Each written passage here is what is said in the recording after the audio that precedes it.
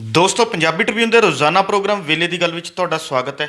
ਮੈਂ ਆਤਿਸ਼ ਗੁਪਤਾ ਤੁਹਾਡੇ ਸਾਹਮਣੇ ਹਾਜ਼ਰ ਹਾਂ ਤੇ ਅੱਜ ਅਸੀਂ ਗੱਲ ਕਰਾਂਗੇ ਰੂਸ ਤੇ ਯੂਕਰੇਨ ਜੰਗ ਦੇ ਆਰਥਿਕ ਪ੍ਰਭਾਵਾਂ ਬਾਰੇ ਵੀ ਕਿ ਇਸ ਦਾ ਦੁਨੀਆ ਭਰ ਤੇ ਕਿਸ ਤਰ੍ਹਾਂ ਦਾ ਪ੍ਰਭਾਵ ਜਿਹੜਾ ਦੇਖਣ ਨੂੰ ਮਿਲੇਗਾ।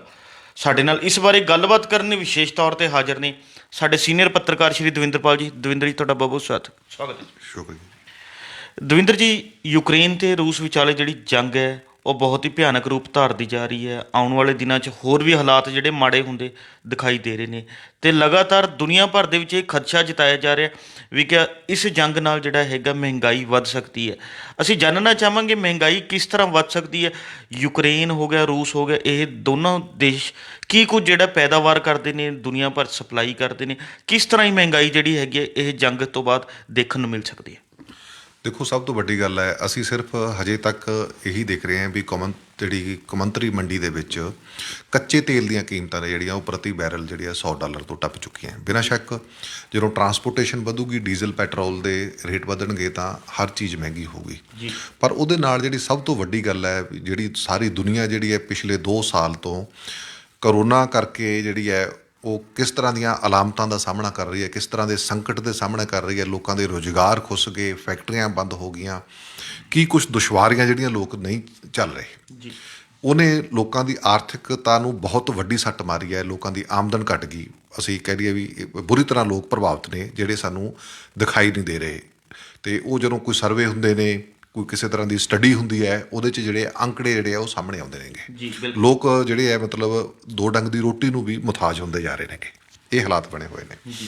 ਹੁਣ ਜਦੋਂ ਅਸੀਂ ਗੱਲ ਕਰਦੇ ਹਾਂ ਵੀ ਇਸੇ ਦੌਰ ਦੇ ਵਿੱਚ ਜਦੋਂ ਰੂਸ ਜਿਹੜਾ ਉਹ ਯੂਕਰੇਨ 'ਤੇ ਹਮਲਾ ਕਰਦਾ ਹੈ, ਉਸ ਹਮਲੇ ਤੋਂ ਬਾਅਦ ਦੁਨੀਆ ਪੱਧਰ 'ਤੇ ਕਿਸ ਤਰ੍ਹਾਂ ਦੇ ਹਾਲਾਤ ਪੈਦਾ ਹੋਣ ਦੇ ਆਸਾਰ ਬਣੇ ਹੋਏ ਨੇ। ਜੇ ਅਸੀਂ ਥੋੜ੍ਹਾ ਜਿਹਾ ਡਾਟਾ ਲੈ ਲਈਏ ਤਾਂ ਜਿਹੜਾ ਰਸ਼ੀਆ ਅਤੇ ਯੂਕਰੇਨ ਹੈ ਜਿਹੜਾ ਇਹ ਪੂਰੀ ਦੁਨੀਆ ਨੂੰ 14% ਜਿਹੜਾ ਉਹ ਕਣਕ ਸਪਲਾਈ ਕਰਦੇ ਨੇਗੇ ਦੋਨੇ। ਜੇ ਅਸੀਂ ਹੋਰ ਅਨਾਜ ਲਾ ਲਈਏ, ਜੌਂ ਵਗੈਰਾ ਲਾ ਲਈਏ, ਸਾਰੇ ਵਿੱਚ ਲਾ ਲਈਏ ਤਾਂ 29% ਜਿਹੜਾ ਟੋਟਲ ਅਨਾਜ ਬਣ ਜਾਂਦਾ ਹੈ, ਜਿਹੜੀ ਸਾਰੀ ਦੁਨੀਆ ਦੇ ਮੁਲਕਾਂ ਨੂੰ। ਉਹਨਾਂ 'ਚ ਭਾਰਤ ਵੀ ਹੈ, ਉਹਨਾਂ ਦੇ ਯੂਰਪ ਵੀ ਹੈ, ਅਮਰੀਕਾ ਵੀ ਹੈ, ਕੈਨੇਡਾ ਵੀ ਹੈ, ਜਾਪਾਨ ਵੀ ਹੈ, ਏਸ਼ੀਆ ਦੇ ਜਿੰਨੇ ਹੋਰ ਮੁਲਕ ਵੀ ਨੇ, ਉਹਨਾਂ ਨੂੰ ਸਾਰਿਆਂ ਨੂੰ 29% ਅਨਾਜ ਜਿਹੜਾ ਉਹ ਸਪਲਾਈ ਕਰਦੇ ਆ। ਹੁਣ ਜਦੋਂ ਦੋਨੇ ਮੁਲਕ, ਕਿਉਂਕਿ ਰੂਸ 'ਤੇ ਕਈ ਤਰ੍ਹਾਂ ਦੀਆਂ ਪਾਬੰਦੀਆਂ ਲੱਗ ਗਈਆਂ, ਯੂਕਰੇਨ ਅੰਡਰ ਅਟੈਕ ਹੈ, ਉੱਥੇ ਕਿਸ ਤਰ੍ਹਾਂ ਦਾ ਜਿਹੜਾ ਆਰਥਿਕ ਸੰਕਟ ਸਾਹਮਣੇ ਆ ਗਿਆ ਆਪਾਂ ਦੇਖ ਸਕਦੇ ਹਾਂ ਆਉਣ ਵਾਲੇ ਸਮੇਂ 'ਚ ਕੀ ਆਊ। 29% ਜਦੋਂ ਅਨਾਜ ਇੱਕਦਮ ਦੁਨੀਆ ਦੇ ਵਿੱਚ ਘਟੂਗਾ ਤਾਂ ਉਹ ਸੋਚ ਸਕਦੇ ਹਾਂ ਵੀ ਜਿਹੜਾ ਅਨਾਜ ਹੈ, ਕਣਕ ਤੋਂ ਬਣਨ ਵਾਲਾ ਹਰ ਤਰ੍ਹਾਂ ਦੀ ਚੀਜ਼, ਜੌਆਂ ਤੋਂ ਬਣਨ ਵਾਲੀ ਹਰ ਤਰ੍ਹਾਂ ਦੀ ਚੀਜ਼, ਜਾਂ ਹੋਰ ਕਿਸੇ ਤਰ੍ਹਾਂ ਦੇ ਵੀ ਅਨਾਜ ਨੇ, ਜਦੋਂ ਉਹਨਾਂ ਦੀ ਸ਼ਾਰਟੇਜ ਹੋਊਗੀ ਉਹਦੇ ਰੇਟ ਜਿਹੜੇ ਆ ਉਹ ਕਿਵੇਂ ਵਧਣਗੇ। ਜਿੱਥੇ ਲੋਕਾਂ ਦੀ ਕਰੋਨਾ ਕਰਕੇ ਆਮਦਨ ਘਟ ਗਈ, ਖਾਣ ਪੀਣ ਵਾਲੀਆਂ ਚੀਜ਼ਾਂ ਦੇ ਰੇਟ ਵੱਧ ਜਾਣ ਤਾਂ ਉਹ ਤੁਸੀਂ ਸਿਰਫ ਮਤਲਬ ਅੰਦਾਜ਼ਾ ਹੀ ਲਾ ਸਕਦੇ ਹੋ ਕਿਸ ਤਰ੍ਹਾਂ ਦੇ ਭਿਆਨਕ ਹਾਲਾਤ ਦਾ ਸਾਹਮਣਾ ਕਰਨਾ ਪੈ ਸਕਦਾ। ਇਹਦੇ ਨਾਲ ਸਭ ਤੋਂ ਵੱਡੀ ਗੱਲ ਹੈ ਜਿਹੜੀ ਜੁੜੀ ਹੋਈ ਹੈ ਖਾਣ ਵਾਲੇ ਤੇਲ। ਹੁਣ ਅਸੀਂ ਸਰੋਂ ਦਾ ਤੇਲ ਦੇਖਦੇ ਹਾਂਗੇ, ਉਹ ਕਿਸ ਤਰ੍ਹਾਂ ਦੁੱਗਣਾ ਰੇਟ ਹੋ ਗਿਆ ਪਹਿਲਾਂ ਹੀ। ਇਸ ਵੇਲੇ ਜੇ ਅਸੀਂ ਇਕੱਲੀ ਸੂਰਜਮੁਖੀ ਦੀ ਗੱਲ ਕਰੀਏ ਤਾਂ ਯੂਕਰੇਨ ਅਤੇ ਰਸ਼ੀਆ 76% ਜਿਹੜਾ ਦੁਨੀਆ ਨੂੰ ਬਰਾਮਦ ਕਰਦੇ ਨੇ, ਦੁਨੀਆ ਨੂੰ ਭੇਜਦੇ ਨੇ, ਸਪਲਾਈ ਕਰਦੇ ਨੇ 76%।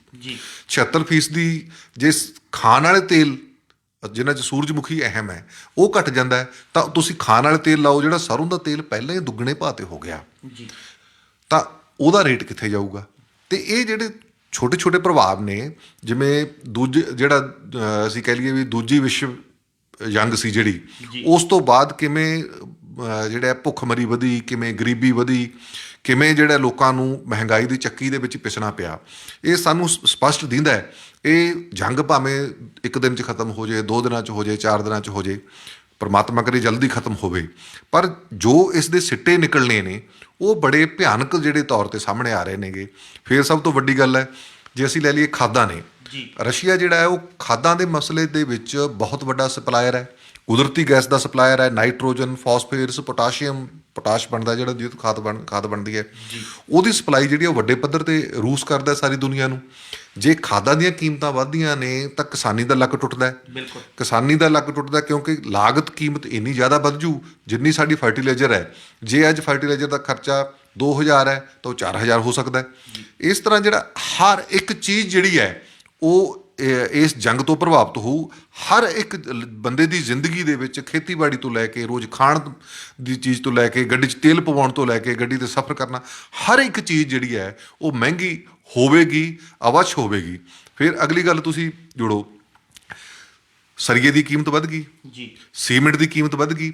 ਘਰ ਜਿਹਨੇ ਪਾਉਣਾ ਹੈ, ਘਰ ਦਾ ਰੇਟ ਪਾਉਣ ਦਾ ਕਿੱਥੇ ਜਾਊਗਾ? ਇਸ ਤਰ੍ਹਾਂ ਜ਼ਿੰਦਗੀ ਦੇ ਹਰ ਪਹਿਲੂ ਨੂੰ ਇਸ ਜੰਗ ਨੇ ਪ੍ਰਭਾਵਿਤ ਕਰਨਾ ਹੈ। ਮੈਨੂੰ ਨਹੀਂ ਸਮਝ ਆਉਂਦੀ ਵੀ ਦੁਨੀਆ ਦੇ ਵੱਡੇ ਵੱਡੇ ਲੀਡਰ ਅਮਰੀਕਾ ਵਰਗੇ ਨੇ ਇਸ ਜਿਹੜਾ ਹੈ ਉਹ ਜੰਗ 'ਚ ਕਿਵੇਂ ਧੱਕਤਾ। ਜੇ ਉਹ ਬਹੁਤ ਸਿਆਣੇ ਨੇ ਤਾਂ ਇਸ ਜੰਗ ਤੋਂ ਜਿਹੜਾ ਉਹ ਪਾਸਾ ਵੱਟਣਾ ਚਾਹੀਦਾ ਸੀ, ਟਾਲਾ ਵੱਟਣਾ ਚਾਹੀਦਾ ਸੀ। ਇਹਨੂੰ ਟਾਲਣ ਲਈ ਜਿਹੜੇ ਆ ਉਹ ਯਤਨ ਤੇਜ਼ ਕਰਨੇ ਚਾਹੀਦੇ ਸੀਗੇ, ਜਿਹੜਾ ਕਿ ਅਨਫੋਰਚੂਨੇਟ ਹੈ। ਇਹ ਲੋਕਾਂ ਨੂੰ ਜਿਹੜਾ ਬਹੁਤ ਜ਼ਿਆਦਾ ਪ੍ਰਭਾਵਿਤ ਕਰੂਗੀ। ਦਵਿੰਦਰ ਜੀ, ਇਹ ਵੀ ਸੁਣਨ 'ਚ ਆ ਰਿਹਾ ਵੀ ਕਿ ਜਦੋਂ ਇੱਕ ਪਾਸੇ ਆਪਾਂ ਮਹਿੰਗਾਈ ਦੀ ਗੱਲ ਕਰ ਰਹੇ ਹਾਂ ਤਾਂ ਦੂਜੇ ਪਾਸੇ ਕਈ ਮੁਲਕਾਂ ਵੱਲੋਂ ਜਿਹੜਾ ਹੈਗਾ ਰਸ਼ੀਆ ਦੀ ਕਈ ਵਸਤੂਆਂ 'ਤੇ ਪਾਬੰਦੀਆਂ ਲਗਾ ਦਿੱਤੀਆਂ ਗਈਆਂ ਨੇ। ਅਸੀਂ ਜਾਣਨਾ ਚਾਹਾਂਗੇ ਉਹ ਪਾਬੰਦੀਆਂ ਕੀ ਕੁਝ ਨੇ? ਦੇਖੋ, ਉਹ ਮੇਨਲੀ ਪਾਬੰਦੀਆਂ ਹੁੰਦੀਆਂ ਨੇ, ਆਰਥਿਕ ਤੌਰ 'ਤੇ ਪਾਬੰਦੀਆਂ ਹੁੰਦੀਆਂ ਨੇ। ਜਿਵੇਂ ਹੁਣ ਰੂਸ ਦਾ ਸਾਰੇ ਮੁਲਕਾਂ ਨੇ ਕਹਿਤਾ ਵੀ ਉਹਨਾਂ ਦੇ ਮੁਲਕਾਂ ਦੇ ਉੱਤੋਂ ਦੀ ਰੂਸ ਦੇ ਜਹਾਜ਼ ਨਹੀਂ ਲੰਘ ਸਕਦੇ। ਅਮਰੀਕਾ ਨੇ, ਕੈਨੇਡਾ ਨੇ, ਯੂਰਪ ਨੇ, ਜਾਪਾਨ ਨੇ, ਇਹਨਾਂ ਨੇ ਜਿਹੜਾ ਡਿਕਲੇਅਰ ਕਰਤਾ। ਤਾਂ ਉਹ ਰੂਸ ਦਾ ਜਿਹੜਾ ਉਹ ਐਵੀਏਸ਼ਨ ਸੈਕਟਰ ਹੈ ਜਿਹੜਾ ਉਹਨੂੰ ਸੱਟ ਵੱਜੂਗੀ। ਰੂਸ 'ਤੇ ਜਿਹੜੀਆਂ ਆਰਥਿਕ ਪਾਬੰਦੀਆਂ ਲਾਤੀਆਂ, ਜਿਵੇਂ ਆਪਾਂ ਹੁਣੀ ਪਹਿਲਾਂ ਗੱਲ ਕੀਤੀ ਹੈ, ਸਨਫਲਾਵਰ ਉੱਥੋਂ ਮੰਨ ਲਓ ਉਹਨਾਂ ਨੇ ਨਹੀਂ ਖਰੀਦਣਾ, ਕਣਕ ਨਹੀਂ ਖਰੀਦਣੀ, ਜੌਂ ਨਹੀਂ ਖਰੀਦਣੀ। ਸਾਰਾ ਯੂਰਪ, ਸਾਰਾ ਬੀਅਰ ਜਿਹੜੀ ਬਣਦੀ ਹੈ ਮੇਨਲੀ ਸਰੋਤ ਹੈ ਜਿਹੜਾ ਉਹ ਜੌਂ ਹੈ ਜੀ, ਅਤੇ ਬੀਅਰ ਦੀ ਖਪਤ ਬਹੁਤ ਹੈਗੀ। ਜਦੋਂ ਇਸ ਤਰ੍ਹਾਂ ਦੀਆਂ ਪਾਬੰਦੀਆਂ ਲੱਗਣਗੀਆਂ, ਉੱਥੋਂ ਕੱਚਾ ਮਾਲ ਜਿਹੜਾ ਉਹ ਨਹੀਂ ਖਰੀਦਿਆ ਜਾਣਾ। ਇੱਕ ਤਾਂ ਉਸ ਮੁਲਕ 'ਚ ਸੰਕਟ ਆਊਗਾ, ਖੇਤੀ ਖੇਤਰ ਕਿੰਨਾ ਪ੍ਰਭਾਵਿਤ ਹੋਊ। ਜਿਹੜੇ ਕਿਸਾਨ ਜੌਂ ਪੈਦਾ ਕਰਦੇ ਨੇ, ਸੂਰਜਮੁਖੀ ਪੈਦਾ ਕਰਦੇ ਨੇ, ਜਦੋਂ ਉਹਨਾਂ ਦਾ ਖਰੀਦਦਾਰ ਕੋਈ ਨਹੀਂ ਹੋਊ ਅੱਗੇ ਮੰਡੀ 'ਚ, ਤਾਂ ਉਹ ਰਸ਼ੀਆ ਨੂੰ ਜਿਹੜਾ ਉਹ ਕਿਸ ਤਰ੍ਹਾਂ ਦੇ ਦੁਸ਼ਵਾਰੀਆਂ ਉੱਥੋਂ ਦੇ ਕਿਸਾਨਾਂ ਨੂੰ, ਉੱਥੋਂ ਦੇ ਲੋਕਾਂ ਨੂੰ ਉਹ ਝੱਲਣੀਆਂ ਪੈਣਗੀਆਂ। ਰਸ਼ੀਆ ਦੇ ਬੈਂਕ ਜਿਹੜੇ ਆ ਬਾਹਰਲੇ, ਅਮਰੀਕਾ ਨੇ, ਕੈਨੇਡਾ ਨੇ, ਯੂਰਪ ਨੇ ਬੈਂਕਾਂ ਦਾ ਬਾਈਕਾਟ ਕਰਤਾ, ਬੈਂਕ ਜਿਹੜੇ ਆ ਬੰਦ ਕਰਾਤੇ ਉੱਥੋਂ। ਜਿਹੜੇ ਇਸ ਤਰ੍ਹਾਂ ਦੇ ਆਰਥਿਕ ਤੌਰ 'ਤੇ ਜਿਹੜੀਆਂ ਪਾਬੰਦੀਆਂ ਲਾਈਆਂ ਨੇ, ਉਹ ਰੂਸ ਨੂੰ ਜਿਹੜਾ ਉਹ ਬਹੁਤ ਜ਼ਿਆਦਾ ਆਰਥਿਕ ਸੰਕਟ ਦਾ ਸਾਹਮਣਾ ਕਰਨਾ ਪਊ। ਇਸੇ ਕਰਕੇ ਜਿਹੜੇ ਆ ਵਲਾਦੀਮੀਰ ਪੁਤਿਨ ਜਿਹੜੇ ਉਹ ਧਮਕੀਆਂ ਦਿੰਦੇ ਨੇ ਵੀ ਮੈਂ ਪਰਮਾਣੂ ਹਮਲਾ ਕਰ ਦੂੰਗਾ। ਤਾਂ ਉਹ ਜਿਹੜਾ ਇਹ ਸਾਰਾ ਕੁਝ ਦਿਖਾਈ ਦੇ ਰਿਹਾ ਹੈ ਵੀ ਚੁਣੌਤੀਆਂ ਨੇ ਜਿਹੜੀਆਂ ਉਹ ਰੂਸ ਲਈ ਵੀ ਘਟਣਗੀਆਂ ਨਹੀਂ। ਯੂਕਰੇਨ 'ਤੇ ਹਮਲਾ ਕਰਨ ਤੋਂ ਬਾਅਦ ਚੁਣੌਤੀਆਂ ਦੁਨੀਆ ਦੇ ਸਾਹਮਣੇ ਖੜੀਆਂ ਨੇ। ਉਹ ਦੁਨੀਆ ਦੇ ਵਿੱਚ ਹੀ ਰੂਸ ਹੈ। ਹਰ ਤਰ੍ਹਾਂ ਦੇ ਜਿਹੜਾ ਸੰਕਟ ਦਾ, ਮਹਿੰਗਾਈ ਦਾ, ਗਰੀਬੀ ਦਾ, ਭੁੱਖਮਰੀ ਦਾ ਰੂਸ ਦੇ ਲੋਕਾਂ ਨੂੰ ਵੀ ਜਿਹੜਾ ਇਹਦਾ ਸਾਹਮਣਾ ਕਰਨਾ ਪੈਣਾ। ਪਾਬੰਦੀਆਂ ਦਾ ਅਸਰ ਇਮੀਡੀਏਟ ਦਿਖਾਈ ਦੇਵੇ ਨਾ ਦੇਵੇ, ਦੂਰਗਾਮੀ ਸਿੱਟੇ ਜਿਹੜੇ ਇਹਦੇ ਭੁਗਤਣੇ ਪੈਣਗੇ। ਦਵਿੰਦਰ ਜੀ, ਰੂਸ ਤੇ ਜਿਹੜਾ ਯੂਕਰੇਨ ਦੇ ਮੌਜੂਦਾ ਹਾਲਾਤ ਬਣੇ ਹੋਏ ਨੇ, ਇਹਨਾਂ ਨੂੰ ਦੇਖਦੇ ਹੋਏ ਕਿਤੇ ਨਾ ਕਿਤੇ ਜਰਮਨੀ ਸਮੇਤ ਹੋਰ ਵੀ ਕਈ ਦੇਸ਼ ਇਸ਼ਾਰਾ ਕਰ ਰਹੇ ਨੇ ਵੀ ਕਿ ਆਉਣ ਵਾਲੇ ਸਮੇਂ ਦੇ ਵਿੱਚ ਉਹ ਆਪਣੇ ਦੇਸ਼ਾਂ ਦਾ ਜਿਹੜਾ ਰੱਖਿਆ ਬਜਟ ਹੈ ਉਹ ਹੋਰ ਵਧਾ ਸਕਦੇ ਨੇ। ਜੇਕਰ ਦੇਖੀਏ ਤਾਂ ਹੁਣ ਤੱਕ ਪਹਿਲਾਂ ਹੀ ਕਈ ਦੇਸ਼ਾਂ ਕੋਲ ਜਿਹੜਾ ਹੈਗਾ ਪਰਮਾਣੂ ਬੰਬ ਤੱਕ ਉਹਨਾਂ ਨੇ ਤਿਆਰ ਕਰਕੇ ਆਪਣੇ ਕੋਲ ਰੱਖੇ ਹੋਏ ਨੇ। ਜੇ ਹੋਰ ਰੱਖਿਆ ਬਜਟ ਵਧਾ ਦਿੰਦੇ ਨੇ ਤਾਂ ਦੇਸ਼ ਜਿਹੜੇ ਨੇ ਉਹ ਰੱਖਿਆ ਦੇ ਨਾਂ 'ਤੇ ਕਿੱਧਰਲੇ ਪਾਸੇ ਨੂੰ ਜਾ ਰਹੇ ਨੇ? ਦੇਖੋ, ਬਿਨਾਂ ਸ਼ੱਕ ਜਦੋਂ ਅਸੀਂ ਕਰੋਨਾ ਦੇ ਦੌਰ 'ਚੋਂ ਲੰਘ ਰਹੇ ਸੀ, ਦੁਨੀਆ ਪੱਧਰ ਦੇ ਸਾਰੇ ਮੁਲਕਾਂ ਦੇ ਵਿੱਚ ਗੱਲ ਚੱਲੀ ਵੀ ਸਿਹਤ 'ਤੇ ਧਿਆਨ ਦਿੱਤਾ ਜਾਣਾ ਚਾਹੀਦਾ ਹੈ, ਸਿਹਤ ਦਾ ਬਜਟ ਵਧਣਾ ਚਾਹੀਦਾ ਹੈ। ਜਦੋਂ ਮਹਾਂਮਾਰੀ ਦਾ ਦੌਰ ਖਤਮ ਹੋਣ ਜਾ ਰਿਹਾ ਹੈ ਤਾਂ ਰੂਸ ਅਤੇ ਯੂਕਰੇਨ ਦਰਮਿਆਨ ਜਿਹੜੀ ਆ ਉਹ ਜੰਗ ਛਿੜ ਗਈ।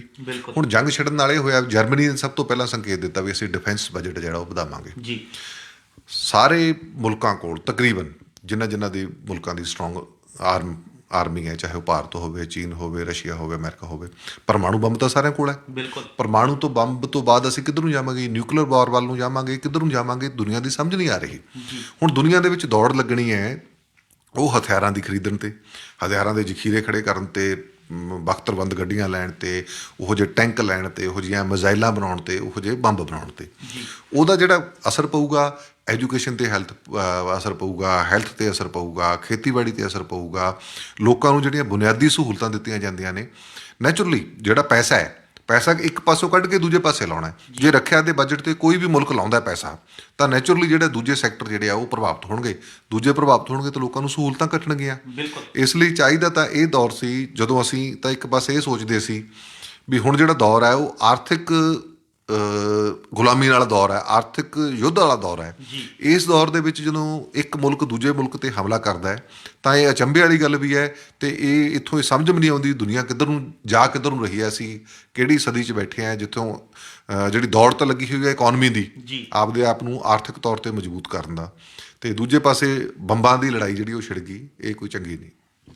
ਦਵਿੰਦਰ ਜੀ, ਸ਼ੁਰੂਆਤ ਦੇ ਵਿੱਚ ਹੀ ਤੁਸੀਂ ਜ਼ਿਕਰ ਕਰਕੇ ਹਟਿਓ ਵੀ ਕਿ ਦੁਨੀਆ ਭਰ ਦਾ ਜਿਹੜਾ 29% ਅਨਾਜ ਹੈ ਉਹ ਰੂਸ ਤੇ ਯੂਕਰੇਨ ਪੂਰਾ ਕਰਦੇ ਨੇ। ਜੇਕਰ ਗੱਲ ਸੂਰਜਮੁਖੀ ਦੀ ਕਰਦੇ ਹਾਂ, 76% ਪੈਦਾਵਾਰ ਜਿਹੜੀ ਹੈ ਇਹ ਦੋਵਾਂ ਮੁਲਕਾਂ 'ਚ ਹੁੰਦੀ ਹੈ। ਤੇ ਅਸੀਂ ਜਾਣਨਾ ਚਾਹਾਂਗੇ, ਕਿਉਂਕਿ ਆਪਾਂ ਪੰਜਾਬ 'ਚ ਬੈਠੇ ਹਾਂ, ਵੀ ਕਿ ਪੰਜਾਬ ਵੱਲੋਂ ਵਿਦੇਸ਼ਾਂ ਦੇ ਵਿੱਚ ਕੀ ਕੁਝ ਸਪਲਾਈ ਕੀਤਾ ਜਾਂਦਾ ਹੈ, ਵੀ ਕਿ ਉਸ ਦੇ ਹਾਲਾਤ ਕਿਸ ਤਰ੍ਹਾਂ ਦੇਖਣ ਨੂੰ ਮਿਲ ਰਹੇ ਨੇ। ਦੇਖੋ, ਪੰਜਾਬ ਦੇ ਵਿੱਚੋਂ ਹਜੇ ਤਾਂ ਫਿਲਹਾਲ ਜਿਹੜੀ ਕੀਤੀ ਜਾਂਦੀ ਹੈ ਜ਼ਿਆਦਾਤਰ ਮਿਡਲ ਈਸਟ ਨੂੰ, ਜਿਹੜੀ ਹੈ ਮੱਧ ਪੂਰਬ ਨੂੰ ਅਸੀਂ ਕਰਦੇ ਹਾਂਗੇ ਬਾਸਮਤੀ ਜਿਹੜੀ ਆ ਉਹ ਸਪਲਾਈ ਕਰਦੇ ਹਾਂ। ਜਿੰਨੀ ਬਰਾਮਦਗੀ ਹੁੰਦੀ ਹੈ ਸਾਡੀ ਜਿਹੜੀ ਉਹ ਬਾਸਮਤੀ ਭੇਜਦੇ ਹਾਂ ਅਸੀਂ। ਹਾਂ, ਇਹ ਹੈ ਵੀ ਪੰਜਾਬ ਦੇ ਵਿੱਚ ਜਿਹੜੀ ਹੈ ਜੌਂ ਬਹੁਤ ਖੇਤੀ ਕੀਤੀ ਜਾ ਸਕਦੀ ਹੈ। ਕਪਾਹ ਪੱਟੀ ਹੈ, ਕਪਾਹ ਪੱਟੀ ਦੇ ਵਿੱਚ ਜੌਆਂ ਦੀ ਖੇਤੀ ਕੀਤੀ ਜਾ ਸਕਦੀ ਹੈ। ਸੂਰਜਮੁਖੀ ਜਿਹੜੀ ਇੱਕ ਵਾਰੀ ਪਹਿਲਾਂ ਬਹੁਤ ਵੱਧ ਗਈ ਸੀ ਸੂਰਜਮੁਖੀ ਦੀ, ਉਸ ਤੋਂ ਬਾਅਦ ਪੈਦਾਵਾਰ ਘਟ ਗਈ।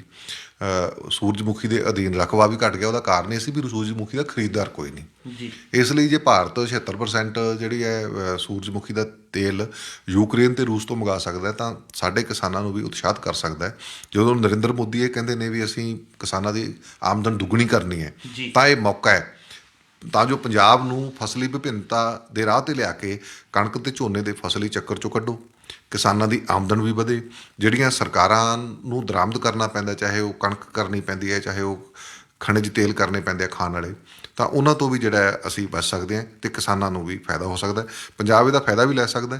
ਜੌਂ, ਕਣਕ ਅਤੇ ਖਾਣ ਵਾਲੇ ਤੇਲ ਨੇ, ਚਾਹੇ ਉਹ ਸਰੋਂ ਹੈ, ਚਾਹੇ ਉਹ ਸੂਰਜਮੁਖੀ ਹੈ, ਉਹਦੇ ਅਸੀਂ ਵੱਡੇ ਜਿਹੜੀ ਹੈ ਉਤਪਾਦਨ ਕਰਕੇ ਬਾਹਰਲੇ ਮੁਲਕਾਂ ਨੂੰ ਭੇਜ ਸਕਦੇ ਹਾਂ। ਭਾਰਤ ਸਰਕਾਰ ਇਹਦੇ ਵਿੱਚ ਜਿਹੜਾ ਉਹ ਅਹਿਮ ਰੋਲ ਅਦਾ ਕਰ ਸਕਦੀ ਹੈ। ਜੀ, ਇਹ ਸਨ ਸਾਡੇ ਸੀਨੀਅਰ ਪੱਤਰਕਾਰ ਸ਼੍ਰੀ ਦਵਿੰਦਰਪਾਲ ਜੀ, ਜਿਨ੍ਹਾਂ ਨੇ ਆਪਣੇ ਵਡਮੁੱਲੇ ਵਿਚਾਰ ਸਾਡੇ ਨਾਲ ਸਾਂਝੇ ਕੀਤੇ। ਕੱਲ੍ਹ ਨੂੰ ਇਸੇ ਸਮੇਂ ਇੱਕ ਨਵੇਂ ਮੁੱਦੇ ਦੇ ਨਾਲ ਫਿਰ ਮਿਲਾਂਗੇ ਪ੍ਰੋਗਰਾਮ ਵੇਲੇ ਦੀ ਗੱਲ ਵਿੱਚ। ਧੰਨਵਾਦ।